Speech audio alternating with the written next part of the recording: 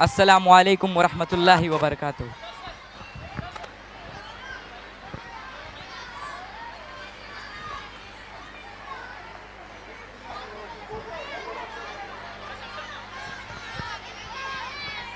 हाज़रीन महफ़िल, आप लोगों से गुजारिश है कि आप लोग खामोशी का मुज़ाहरा करें और मेरे इस नज़म की तरफ तवज्जो दें।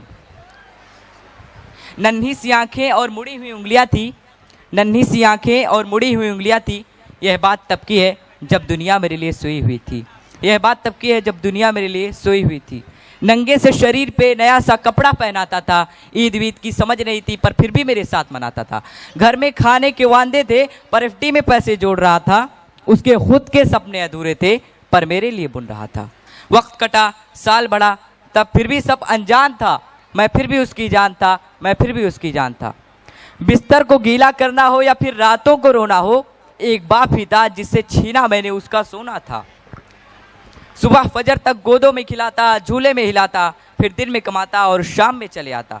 कभी खुद से परेशान तो कभी दुनिया का सताया था। एक बाप ही था जिसने मुझे रोते हुए हंसाया था। अल्फाजों से तो गूंगा था मैं, पर वो मेरे इशारे समझ रहा था। मैं आज खुद इस बात से हैरान हूँ कि कल वो मुझे किस तरह पढ़ रहा था।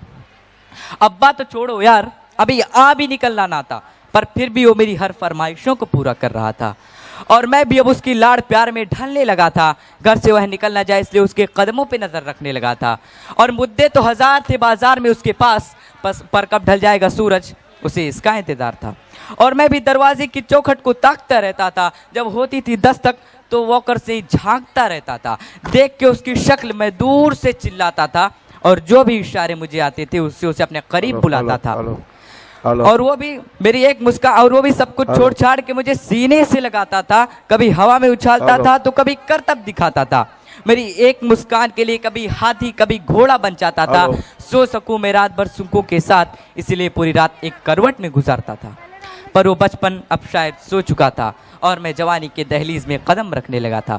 उसकी कुर्बानी को उसका फ़र्ज समझने लगा था।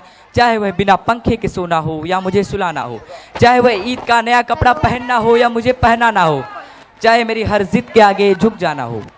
वो बचपन था, वो गुजर गया, वो रिश्ता था, वो सुकड़ गया और मैं इस कुर्बानी का बोझ उठा ना पाया, इसलिए वह मुझे शहर में कहीं दूर छोड़ आया।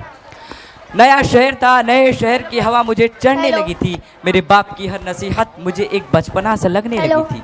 काम जो मिल गया था, पैसा जो मिलने लगा था, क्या ज़रूरत है अब्बू, यह सोच अब मुझ में पलने लगी थी। उधर मेरा बाप बेचैन था मेरी याद में कि कुछ रोज़ तो घर आ जा बेटा, यही थी बस उसकी फरियाद में। और मैं भी अब उससे हिसाब लेने लगा था जो दुनिया का कर्जदार बन चुका था कि क्या ज़रूरत है अब्बू तुम्हें इतने पैसे की। अब ये सवाल करने लगा था।